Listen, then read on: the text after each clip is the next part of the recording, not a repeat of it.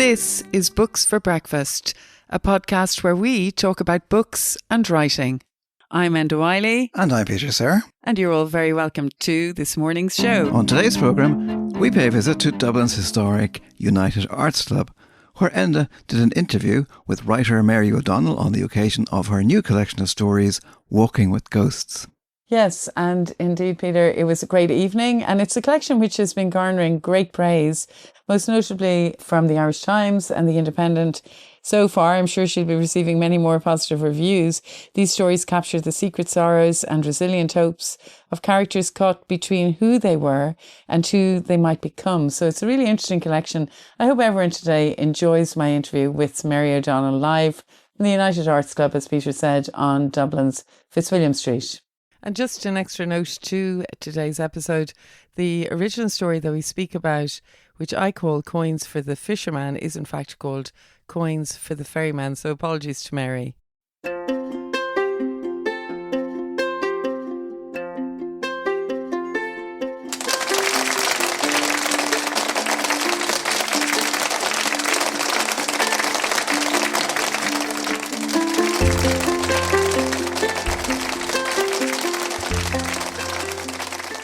It's so beautiful to be in this beautiful building, isn't it, Mary, tonight? Yeah, it's so nice. So I just want to say about Mary, I just want to give a little short introduction. I just want to say the other day, I saw this quote from Susan Sontag, and she said, an artist is somebody who pays attention. And I think that that is exactly what Mary O'Donnell does do. She pays attention. And she's paying attention to all of you tonight as well, because you better watch out. You might end up in one of her stories. Anyway, this book that we're talking about tonight, Walking Ghosts, and I say this book because, as if you've heard Irina last night, she is so prolific. She's published so many collections of stories and novels and poetry. I know her through the world of poetry, but she is so prolific. But this book is a collection of 17 stories. And it just came out, didn't it, in May, was it? By Mercier Press brought it out. And so I just would like to say that when I was reading the stories, I really...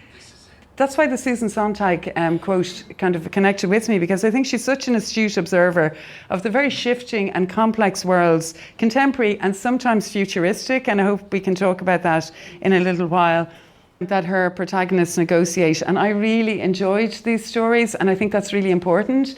They're stories that you'll return to again and again. You'll remember them. You'll be walking down the road and you'll be thinking about them, and I always think that's a really good sign. Mary Costello is a writer that I really love as well, and you know the way, I know you shouldn't be doing this, but if a writer you really admire says somebody is good, you go, oh yeah, it must be really good. It's called unconscious bias, I think, but anyway, I was really pleased to see Mary Costello saying that Mary O'Donnell is unflinching in her ability to display humanity in all its flaws and vulnerabilities. And I have to say as well, some of you may have seen a review of Mary's work in the Irish Times, and it was one of the most unusual headings that I ever saw for a review of a book. And it said that Mary's stories were ambitious. Yes, they are. Dystopian, yes, and horny. So there you go. So well done, Mary, on getting that. But for me, I think the best of the stories, they come at you with a quiet intelligence and a nuance that makes you, as I said, go back to them again and again. So I'm so looking forward to talking to Mary now and to hear what she has to say. Because I think it's so interesting to hear what writers say. Because last night I was talking to Sarah Moss, another writer down in Books Upstairs, and when you actually hear a writer read from their work, when you hear them responding to questions, it just opens the book for you in an entirely different way, you know. And I don't think Mary is somebody who says the story means this and that's it. I think she's somebody who really takes on board that the reader is very much part of the journey as well. I hope I'm correct, Mary. Okay, so let's begin then. So Mary, I'd like to begin at the very beginning. The beginning of the book says that you've dedicated this book to readers of short stories everywhere, right? And so I thought that was very interesting, actually, because why did you do that? I think it kind of goes back to your childhood in one hand, doesn't it? I didn't really know who to dedicate it to. I didn't want to dedicate it to my husband and daughter again. And I thought, well, who better to dedicate it to than readers, you know? Anyway, I just thought that directing it at readers was that's who I wanted to dedicate it to, because I've been a reader of short stories all my life. From the time well, I suppose from childhood and then early secondary education in particular, you know, when we were exposed to wonderful stories in Exploring English. I just thought they were fabulous. And also, we did tell stories to one another as children, some of us in my class after school. There were no health and safety regulations in the St. Louis Primary School. We could stay behind in 5th or 6th class in the classroom, mess around, tell stories or whatever. And that's what we used to do, just make them up. We didn't realise anything about maybe where that came from. Or you didn't think about oral tradition and all that stuff. It was just what people did.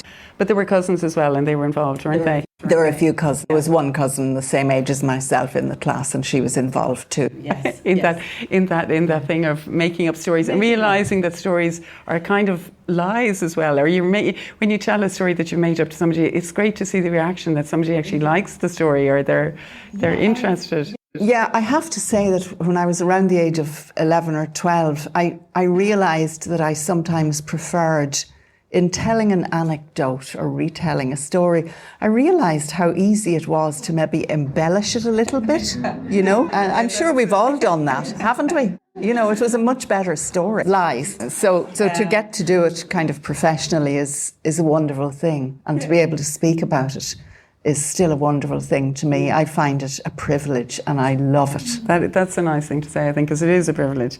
But Mary, people often say to writers, how did you begin? But I know that another writer was very important to you. I think Ireland is great because there's so many writers that will encourage you and get you started. And in Mary's case, I read somewhere that it was actually Eugene McCabe, the novelist, who wrote Death and Nightingales, and he's a brilliant writer, and he wrote plays and stories and stuff. But Mary, some relative, I think, connected you with him, and then Mary will tell you the story now in a minute. But Eugene McCabe, it was one of Mary's first stories, perhaps your first real attempt at a story, and off it went, and Eugene McCabe responded, and it's a sign of a good writer, I think, if they always respond to young writers and they help them in some way. And Eugene McCabe said that the story was sublime, convincing, and very compelling. And that's brilliant to hear that, I'm sure, if you're a young writer. But he also said that something was missing. So Mary, will you tell everybody now what was the advice that he gave to you, which in a way, I think it's really stood you as a writer, didn't it, for the whole of your writing life? I think it was about being honest, in your fiction. Now, that doesn't mean literally, you know, writing by numbers or anything like that. But the story I wrote concerned, or it was inspired by a boy I was friendly with in college and had sort of hung out with, as I know someone else in the audience did as well here tonight at university in Maynooth. I always liked him. He was interesting. I found him attractive, but I knew he was off limits in some way. I didn't understand why. Nothing ever happened. And then one day in Monaghan, we were sitting by a lake and he told me that he was gay. And of course, that was the piece in the jigsaw. It hadn't dawned on me, you know. And so anyway, off I go to write a story or a version of this. But of course, what age was I when I wrote that story? Maybe 20 or 21. I just didn't know how to handle that material or that information at that time in, say, 1970, might have been 78 or something, I'm not sure. And so, you know, everything was great. Eugene McCabe said the setting, the sense of place, all that sort of thing, wonderful, you really, you know. But what did the protagonist really feel about what she had been told? And it just really taught me to remember that, you know, not to be mannered, to try not to be mannered in one's writing. What does one actually feel about this? And to try and bring that to light. It's emotional honesty, really, isn't it? That's it. It's an authentic voice, maybe, or something like that. Which is something that I think is great. Very good advice. And also, it didn't sting because he had said plenty of positive things. So, always a sign of a good teacher. You know, he brought out the positive things. I felt, oh, well, good sense of place, all that, you know. Yeah. But you said as well somewhere, the authority of a good short story depends to some extent on the question of revelation, illumination, and sometimes justice. And this sounds like this is your life, but you did say that somewhere. So, and so I think actually in this book, Walking Ghosts, those elements are all in there. And you also, I think, are really good at setting up a dilemma for characters. So some of you may not have read all the stories, but it starts off, there's usually something has happened. For instance, what would you all do if you're walking by a river one day with your dog and suddenly you see a dead body? So it doesn't become a whodunit, this story. I'm talking about a story called Coins for the Fisherman, and there's a woman in it called Grace. So what is Grace going to do with the dead body? Well, actually, it's quite surprising what she does. And I think the poet Elizabeth Jennings said that, the art of writing is an act of discovery. And in this story about Grace, though, because I really want to go back to Grace, because I found her so complex in many ways. And I was wondering, it's basically a meditation on somebody who's quite exhausted as well, because she's minding her mother at home and her mother is sick and she's tired and she's worn out. But yet she's not entirely heartless, because something happens at the end of it. And but it is that mythic idea of the coins going on the eyes and crossing the river Styx and all that. And it's very mythic at the end. And then I thought, does being a poet as well, does that kind of feed into the way you write sometimes? And also, I'm going to ask you two questions now together. Did you know where you were going? That end of that story is quite startling, I think, because I don't want to give away too much. Yeah, no, I didn't really, to be honest, when I started that story. I was interested in the body and what might happen. And then I was interested in Grace and her mother. And I mean, Grace is actually withholding her mother's medication in the hope that she will have a stroke or something. She's amoral and desperate and all that sort of thing. And as it progressed, I realised, thinking about the Liffey and how wide it is at this point. And I'm just interested. Look, I probably bring a poet's kit to anything I write. Yeah. And anyone who's a poet, they're pretty genned on mythology, and there's flowers, plants, all this sort of stuff. They like to know these things. And so that came in. And anyway, I do like that whole idea of coins on the eyes and crossing the river Styx and Sharon, the ultimate moment of our passing over. If you believe in an afterlife, which I do mostly. But I wanted then to move on to another woman in the book called Edna. And there's a story called Edna. And Edna is different than Grace. Edna is older, because Grace what age is Grace anyway? I would imagine she's in her 50s maybe, or something, I think. But Edna is definitely older, and her husband has died, and she's a widower, and she comes out of the Abbey Theatre one night after a play, and there's a homeless girl there, and she gives her a fiver and she hugs her. And from that, Edna goes off on a different journey in her life where she thinks she's going to help homeless people. And Edna, I found her beautifully stoic. And I know that you feel that this is a story you really love. It's one of your favourite stories, isn't it? You really like Edna, don't you? So we just tell us why. Why do you like her? Well, wait till I see. I liked the Dublin that I wrote about. I was very familiar with what I was writing about for various reasons, between walking and between exploring the area where my daughter now lives. So I'm very comfortable about that, the feel of the city. But I was also very keen to... you see, I suppose it reflects sometimes what I think myself, that people everywhere are dying for want of encouragement. They're dying for want of someone to just... I'm not saying this in any do-goody way or anything like that, but this woman suddenly takes it on herself to just go out with cans and bottles and money, and she just gives it to people. And she doesn't care whether they're sitting in a pool of piss or whatever. They're there, and you respect. So she's not someone who's going to buy a person a sandwich. She'll give them the money and give them control. That's the thing. You give homeless people control if you can. That would be my personal philosophy. But that story, I put a lot into that. I took it off on holidays when we went off on holidays the year before last. And I wanted to just explore that. As an older woman, she's in a way freer. She's in a certain way freer. She's not going to be mostly an object of sexual attention or unwanted attention. She just heads out with her rucksack and she does this until one day she has an encounter that does, startle her somewhat. It does become risky. And that's when I began to wonder, is she a hopeful character, do you think? Or is she kind of a warning to be careful? Because she gives herself so freely and so generously, doesn't she? But then something happens, and she tries to give, and there's a kind of a violent reaction or response to what she does. So yeah, well, she's not prepared for the fact that some people who are living on the streets, have mental health problems, and she's just not as alert to that at a certain point. And but I think she's a risk taker. And I admire Edna. Yes, I know that's terrible to be prejudiced about one's own character. Yeah. She is a good character, and I really love that story.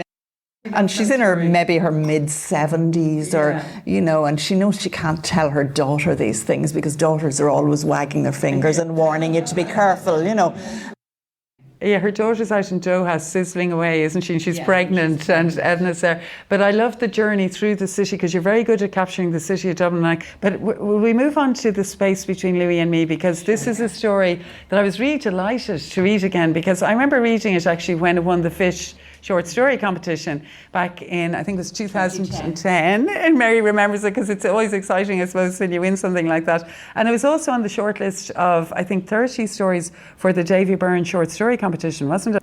But I mean, it's interesting actually to read that story again, because as I said, I read it back in 2010, which I think it was 15 years ago, but it still feels incredibly fresh. That's what I thought. And it's a very unusual story, actually. So I was wondering, would you read a little bit from it? And you can all have a listen yourselves. And can I just ask, has anybody here in the audience heard the story or read the story? Yeah. One person, okay, because it's if you haven't, it's very imaginative idea, I think. It's about a woman who acquires a virtual man. Now this is back, I wrote it in 2009 actually, which is ages ago. A virtual man. The commentary up here at the front row is hilarious. They're going, what kind of man? So it is a virtual man, actually. And that's what makes this story so unusual. Yeah, so she sees an ad. She's looking through the personals in something, and she's a single woman. She's come from a large family down the country somewhere, and she thinks back on that family with a certain warmth. For example, I'm just going to read that paragraph which reflects on her childhood, and then I'll go back to Louis. I could never have married. When I was a child, our farm fed 11 of us. But the barrage of cousins, aunts, uncles, the annual births, the smell of plastic mugs, the metal buckets of steeping nappies conveyed a message to me. It was carried by a bird that dived into my chest like a kingfisher into a pool one night as I leaned out over the window ledge at the age of 13. Listening to a cow lowing in the byre, smelling the lonely cold manure air, thinking that if I could fly in a straight line over the hills, I'd be in America and would end up in Los Angeles, where the real stars glowed. I absorbed the bird message, heard the high-pitched whistle of never, never. That feathered little creature has never deserted me. I imagine a small Byzantine bird, not from the world of nature at all, but art. Now I am 51 and feel the downturn of my life, the change that comes when you know the high days have passed, but the cleated warmth of the afternoon is yet to be absorbed. Now I really need art. Now, this woman works in an addiction centre, and anyway, she acquires Louis. And he is really a made-to-measure virtual man. You put on these special visual devices, and he's there, as real as any of you are now before me. So, she can take him to her bedroom, and he will, as long as he's in front of her, he can be carrying a breakfast tray, or he can, but she can't ever actually touch him. But he is there, and he's very beautiful. And in a way, he's the ideal man for a woman who admires art and beauty. And he always speaks so nicely to her. And so it's not what she's used to. And I'll just read a little bit that shows how Louis comes across. She travels a lot. In India, I managed without Louis. I made a pact with myself for strength in the face of temptation. In fairness, he did not ask to come. Before I left, I inquired casually if he would miss me. Of course I'll miss you, he replied with annoying equanimity. But self-control is his middle name. This is how he came to me. Poised, quietly confident, but capable of submission to my will, my harmless needs. A woman couldn't ask for more. How much will you miss me? I pressed.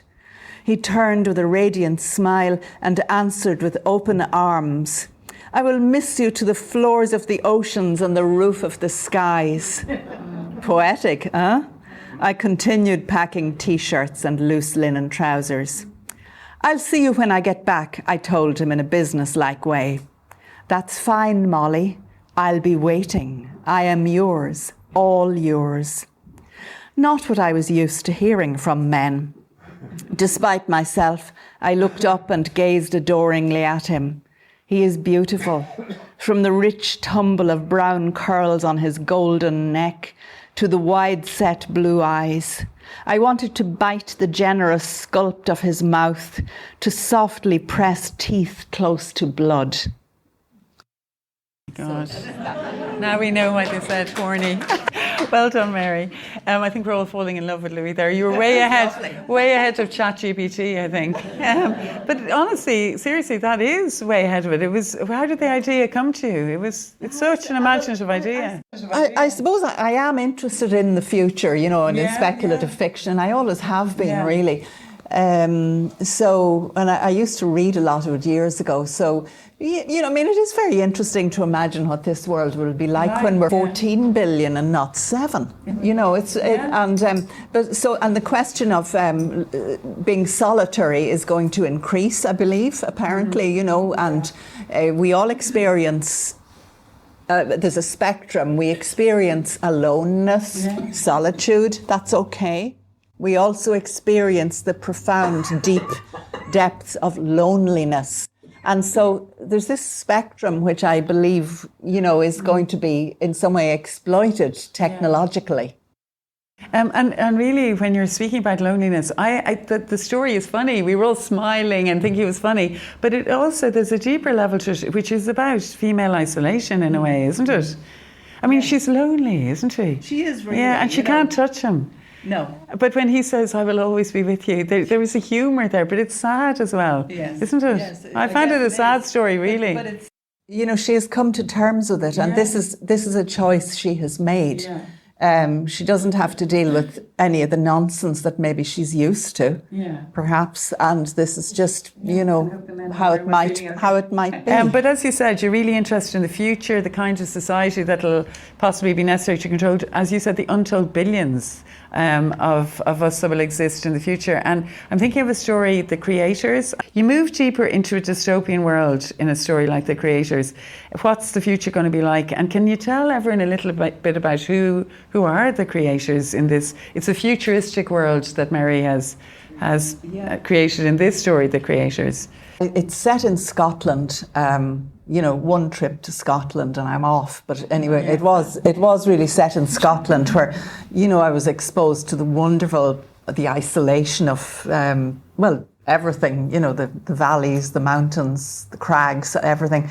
And but I just began to think, when the climate changes and the population increases, if we are still upright and alive or whatever, the possibilities of how the world will have to recalibrate itself are very interesting. So this is still a love story, actually. It's about a young couple who are faced with Alistair and Fiona, and they're forced to make quite a difficult choice because she's going to be sent off to what's called the Garden Isles. And can we tell them a little bit about the Garden Isles, because that's so interesting, isn't it? The Garden Isles. Yeah, she's sent off to this place where only the best-looking women really are chosen to help farm the land that will produce the best flowers, the best blooms. And so it's a certain type of woman that is chosen. Her number or whatever comes up. And this girl, Fiona, Alistair is a primary teacher, primary school teacher, and they get the news that Fiona has to go, and part of the story is about their final evening together and what it might entail. And of course they have a wonderful bottle of wine that was, there's wine being grown on Mull, for example, on the island of Mull. And there's wine in the south of England. Well, there is already, but the climate has changed so much. And wait till I see. What else? Help me here. No, but what I was just wondering is, did you enjoy creating it? And then you were speaking earlier about books that had influenced you. It was quite a difficult story to write, actually. I did find it tricky because it's one of the longer ones, and I had to work out a lot of things technically about what happens. And, you know, when women become mothers, sometimes they or their children are taken off to this kind of nursery place. So the children are taken off by the nurses every day, as they're called, the nurses. And but Alistair and Fiona do want to have a child because it's the only thing that will release her from where she's being sent, the Garden Isles. They don't allow pregnant women to work there. And so they have a little work to do before she's let off, basically. Right. And that's the hope. So there's a note of hope where but he's left alone. I mean, he goes off his head when he discovers that she has to go.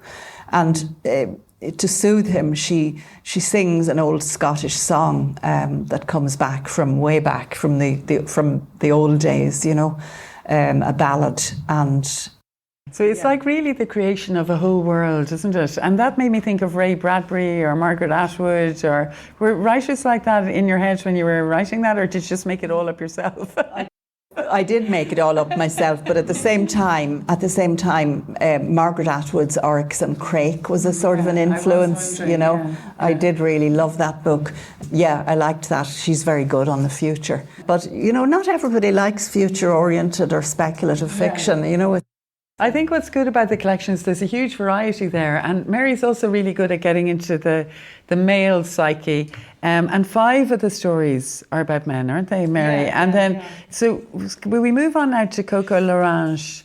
Okay, I'll just use my bit of French. And this is a man in trouble, okay, with his identity, and it's during COVID. And I think you're going to read a section from it, aren't you, Mary? Maybe you might tell us a little bit about this story as well.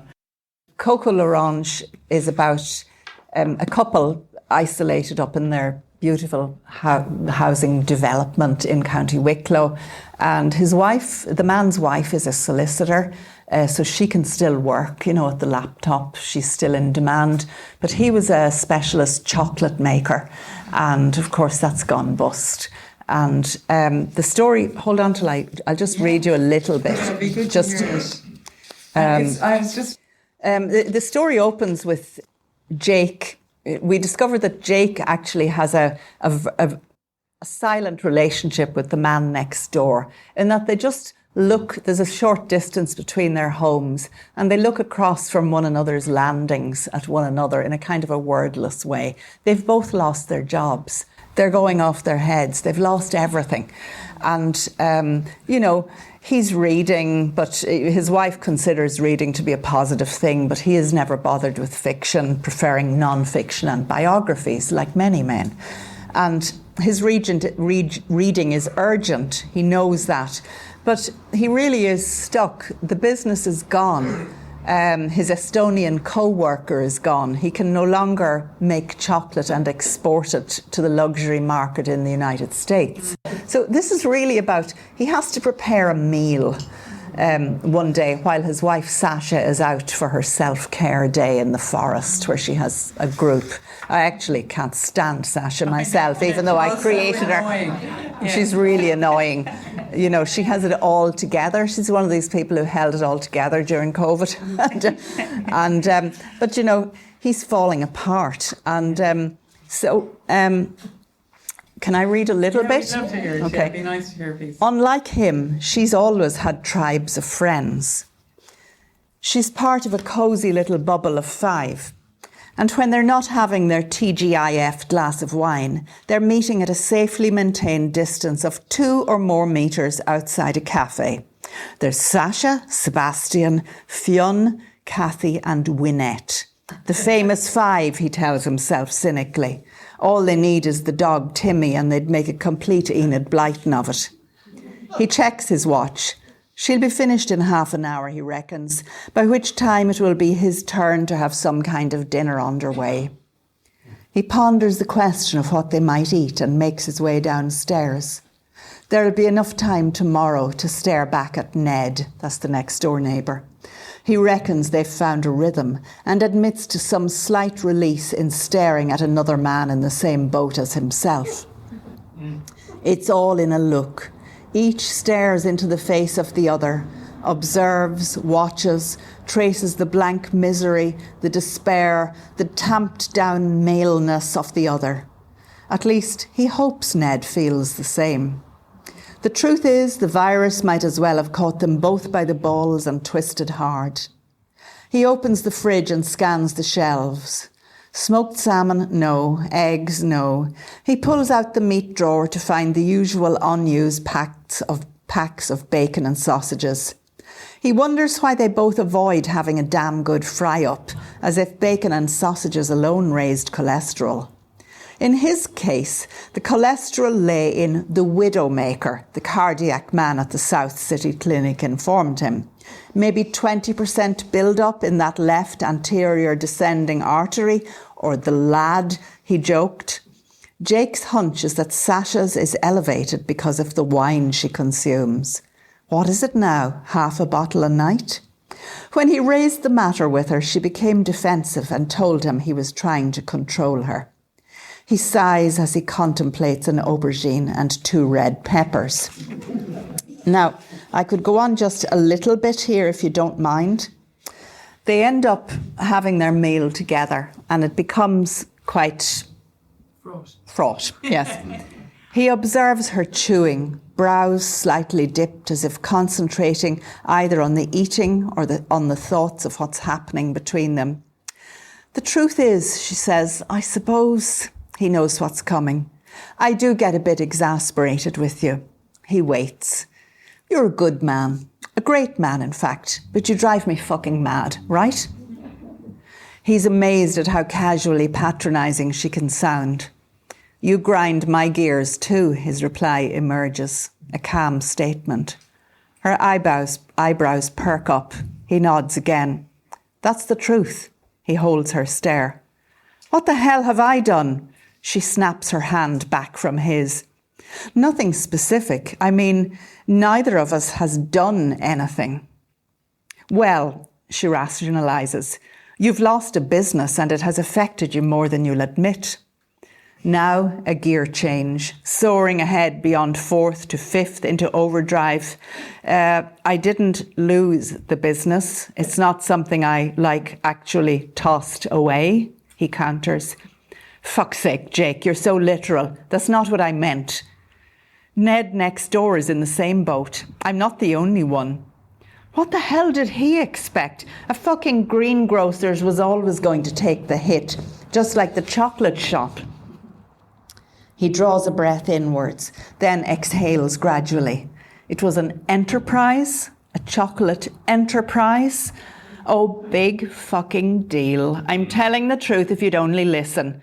I never stop listening. I want to make you happy. Actually, this isn't about my happiness, Jake. It's more about yours. Happiness? Happiness, is that it? His shoulders shake as he laughs bitterly. I never think about happiness these days, you know. So I'll just leave that there. Very good, very well done. So I think you're getting a very good sense of this collection now. They're enjoyable stories, and if you haven't read them, I think you're going to enjoy them. And just listening to that there, I was thinking of another story called Stories About Fat People, because Ollie is there in this creative writing class, and he's the only man there, and he has to assert himself because there's a story the teacher has brought in called Fat. It's a Raymond Carver story, which is a brilliant story, actually. And so the teacher brings it in, and he's the only person in the class and the only man who thinks this story is brilliant. So again, it's the thing about men and getting into their psyche. And also, of course, I was chuckling away thinking, because Mary herself, as many of you know, she's a really experienced creative writing teacher as well. And did you have fun about that, setting stories? There's a few of them. There's Peach Jam as well, isn't there? Another story, but that's about a woman but this particular one, a woman on a writing retreat, and she's thinking back. So writing comes into it a lot. But in this particular story, do you want to say something about Ollie and the story? Yeah, Ollie, as I'm sure any of the men here have ever attended a workshop, or indeed the women, you'll notice that there might be one or two men, though there's a slight increase now. And they usually crawl in a state of unworthiness, in my experience. And a lot of them, they're kind of afraid. Some of them are afraid to open their mouths for a while. And yeah, they can be quite patronised by some of the women. That's just my experience some of the time. As sort of the only boy in the class, you get that kind of thing. But so I wanted to write about a man who has absolutely no experience of writing. And sometimes people haven't, but they have a very urgent need to tell us a particular story and to speak about their lives, And because he's another man in turmoil, isn't he, as well? Yeah, he is really. I mean, he's attached to a woman who is, she's a very, very heavy drinker, as are her whole family, and they've no interest in, what will I call them, higher things, perhaps, and they have a son. But it's a question of, it brings it around to an interesting subject in the end. But I won't say anything about that at this point. But Ollie, it is, in a way, he does reach a kind of a happier stage towards the end, doesn't he? He makes his mark, really. Yeah. The problem is that one of this story called Fat by Raymond Carver is used. And if any of you have read that story, many of you have, I'm sure, it's about a really large, fat man, and it's okay to use that word, who comes into a diner in America. And he orders loads of everything. And his fingers are described as thick, buttery fingers. I mean, he's just a sensuous delight, actually, I think, as he's described, And the waitress who's serving him kind of falls for him. She finds him very erotic. And later, when she has sex with the cook, who is her partner, it's not him that she's thinking of, it's the fat man, And he orders the meal. He says, "We will have this and we will have that." But, it's a brilliant story, isn't it? It's a brilliant story. However, in the story, one woman in the class takes umbrage at the story being used, and she doesn't find it one bit funny. And she says, stories about fat people are not funny. And Ollie has seen her, and he describes her, this is as sort of having a chest like, do you remember Mrs. Brezhnev, the Soviet guy? So she's a kind of a Mrs. Brezhnev shape, very wide, with a shelf of a chest and all the rest. And but Ollie has to deal with this because he thinks this is a really good story. Yeah, and why? His instinct is right, Right. I was on Ollie's side there because it is a great story. But it was good because it brought me back to reading Carver as well. But I think it's, again, another story where you're very good at getting into the male psyche. So well done, Mary O'Donnell. And I'm going to move on now because I know we can't be here all night, unfortunately. Okay. But I am wondering just about the story. I do want to ask you this one about All We Can Do Is. Because speaking of Mrs. Brezhnev, it's about a Russian couple who are on holidays in the Canaries, and they meet an Irish couple, and we're kind of seeing them from the Irish couple's perspective. But really, something happens in it where migrants are washed up on the beach. And I thought that politics do come to play in the stories as well.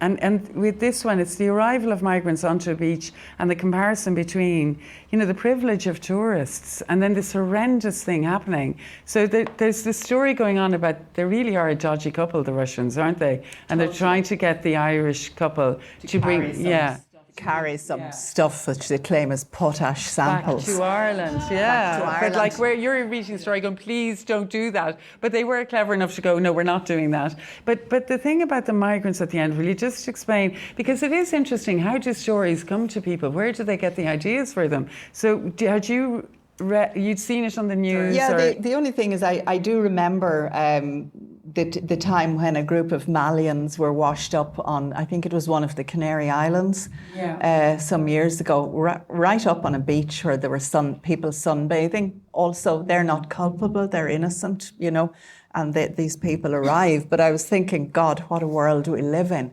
And these people arrive in an awful state. And I suppose from there, I began to try and imagine a story around that.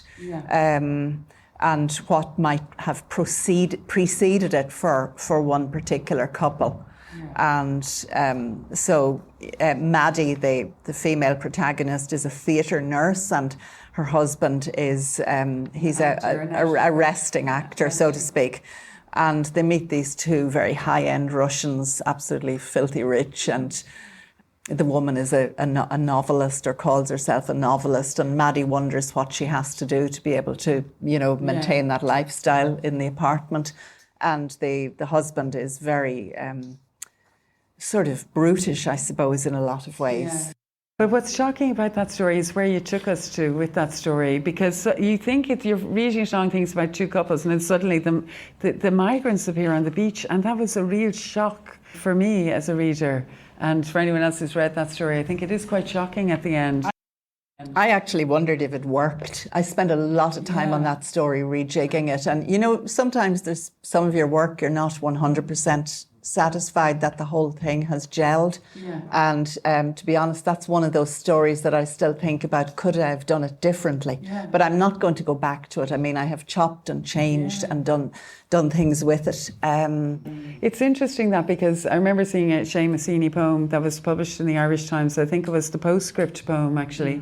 And then it was in the Irish Times, but when he saw it in the Irish Times, he went, no, I'm going to fiddle with that. It's very interesting that when is a story ever finished, or when is a poem finished, or a play? We don't know. And it's interesting and very honest of you to say that you weren't sure.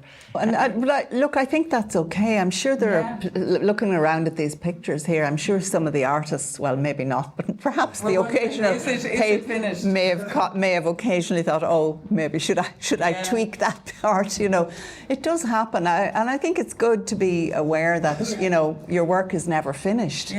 And it's interesting to know you can sort of keep rowing into it again. But I'm not going to go back to that story. It has had many different titles, many different forms. Yeah, it's interesting to hear that. But I just said about politics there, and in the title story, there is politics at play here, but it's politics of land and money, and the character in it, she's selling the land. Her mother has died and the father is dead, and now she's coming to sell the land, but she does it in a way which she says she knows that her father would not have been happy with. And we started off by speaking about coins for the ferryman and grace in that, and you said she was immoral, but in this, the character realises that possibly that the way she sold the land wasn't very kind to a tenant farmer that was using the land, and she hadn't given it a second thought, perhaps. But I mean, that's sort of it's about, I suppose, local land attitudes to land and things like that. You know, look, I reckon you're not fully grown up until you have been an executor to someone's estate, until you have cleared out a house and sold a house. And I've cleared out and sold two houses between one thing and another, so I know a lot about it, as I'm sure many of you do too. It is a very growing up experience.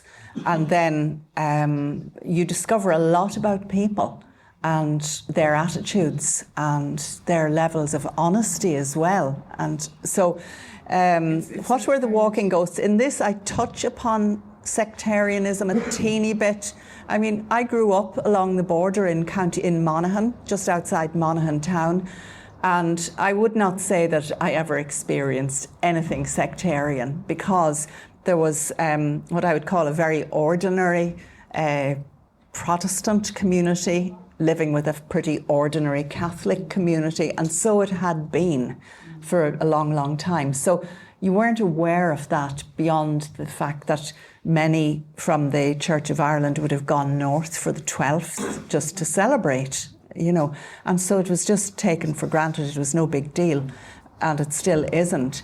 But the protagonist in this is selling land. She's selling her land.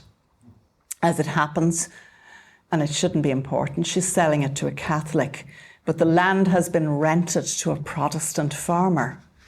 And it challenges her assumptions about that farmer, really. Yeah. That's it. I mean, when she thought of a tenant farmer, she had actually never met the man. And I think she was imagining someone in a smock with hayseed coming out of his hair or something, you know, instead of a grown-up adult.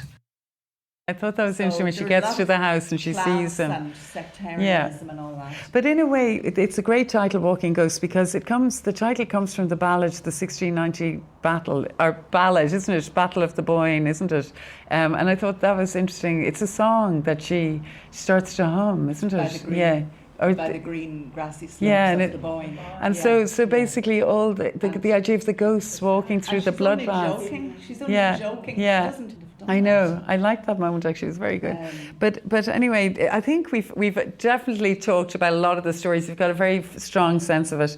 So would you, Mary, is there anything you want to say now before we move on? Because we might open it to the floor and ask anyone if they want to. No, not really. Just first of all, thank you for coming here, and thank you, Mary Pavlides, for hosting this and making it possible. I really appreciate it. I think in today's world, any opportunity to speak about things that are creative or things that are inventive are very special occasions. That's what I really believe, you know. And so thank you very much for just coming and being here and listening. And to Enda, obviously, without whom. Yeah. I always forget someone. Obviously. No. No, don't worry about that. I think that's such a nice thing to say, Mary, and yeah, it is a privilege to hear Mary talk about her book as well. That was Mary O'Donnell talking to me in the United Arts Club about her new collection of stories, Walking Ghosts, just published by Mercier Press in 2025. I think we've reached the end of our Books for Breakfast podcast this morning. I'm definitely rushing off to have more coffee. And I'm Enda Wiley and I have Peter Serra here with me. And Peter, would you like to tell everyone about the details of the podcast if they'd like to listen again? Well, you can subscribe at all the usual sources, Google and Apple and so on. And if you want to check out the notes that go along with this podcast, you can go to booksforbreakfast.buzzsprout.com.